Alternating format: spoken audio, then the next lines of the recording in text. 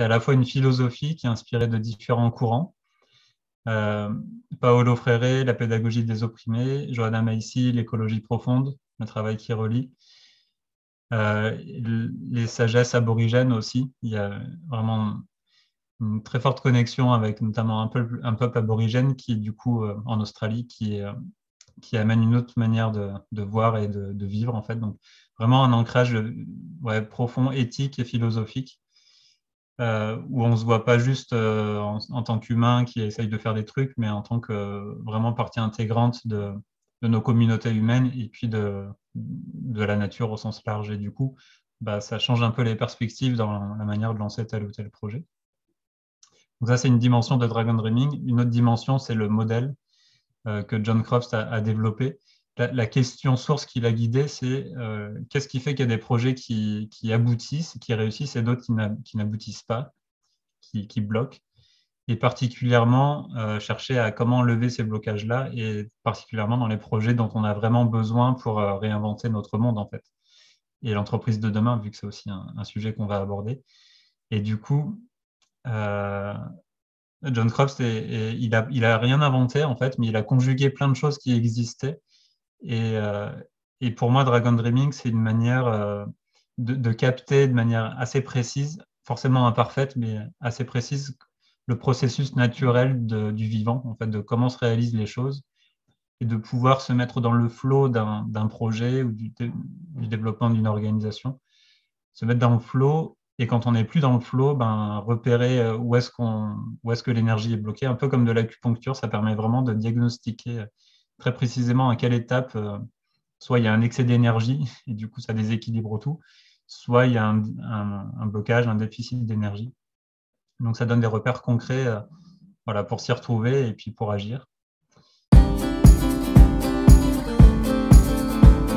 Donc le modèle, c'est en 4 phases, rêve, plan, action, célébration. Il y a ces 4 dimensions-là qu'on cherche à équilibrer.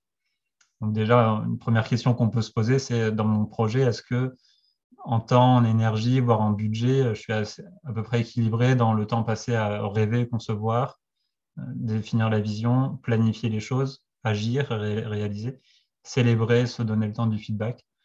Et déjà, on peut voir un peu si ça penche d'un côté ou de l'autre.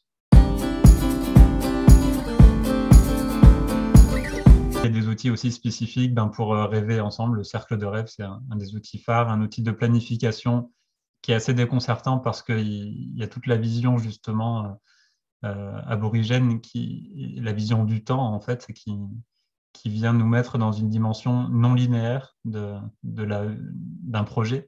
Et en réalité, quand on regarde bien un projet qui se réalise, il est pas linéaire. C'est pas un diagramme de Gantt, la vraie vie en fait. On essaye de se projeter sur des diagrammes de Gantt, mais en vrai, il se passe toujours des choses un peu chaotiques. Et là, l'idée, ça va être de pouvoir d'avoir un outil pour discerner par anticipation un peu le chaos qu'on va traverser en se lançant dans ce projet-là, pour anticiper comment s'y prendre et puis est-ce qu'on est prêt à y aller ou pas. Voilà, et en faisant appel à l'intuition et au sensible dans la phase de planification, ce qui est assez original. Et puis après, ça apporte beaucoup d'outils sur la dimension de la célébration qui souvent fait défaut.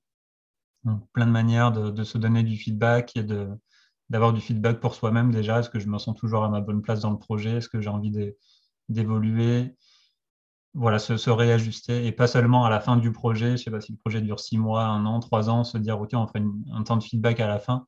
Sauf qu'il va se passer mille choses entre et il y a besoin, en fait, presque à chaque instant, en fait, après chaque micro-action ou micro-projet dans le projet, de prendre un temps de recul.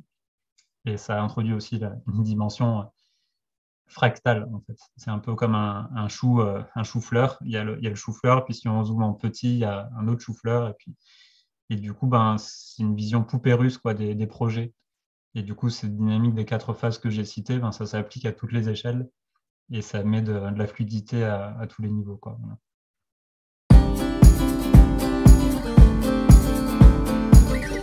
J'ai parlé un peu de la dimension du rêve. Dans Dragon Dreaming, il y a aussi Dragon. Et du coup, dès qu'on va dans un domaine innovant ou qu'on cherche à inventer quelque chose qui n'existe pas encore, on va être amené à sortir de notre zone de confort ou de connu, en tout cas la zone de connu.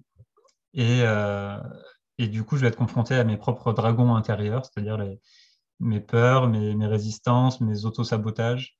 Et du coup, c'est bah, d'intégrer en fait le développement personnel dans la dynamique de projet et de faire en sorte que chacun grandisse personnellement. Donc déjà, si je m'engage dans un projet avec cet état d'esprit-là, je sais que quoi qu'il se passe dans le projet, même s'il aboutissait pas, a priori, j'aurais grandi personnellement. Et ça, c'est important parce que pour mes futurs projets, bah, je pourrais apporter plus.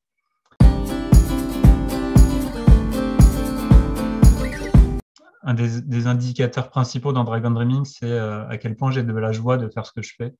Est-ce que voilà, je suis porté, je suis animé par ce que je fais, ou est-ce que je suis en mode il faut que je le fasse, donc je me force à le faire, parce que je me raconte que ou parce qu'on m'attend, quelqu'un m'attend à l'extérieur pour que je sois au rendez-vous, quoi.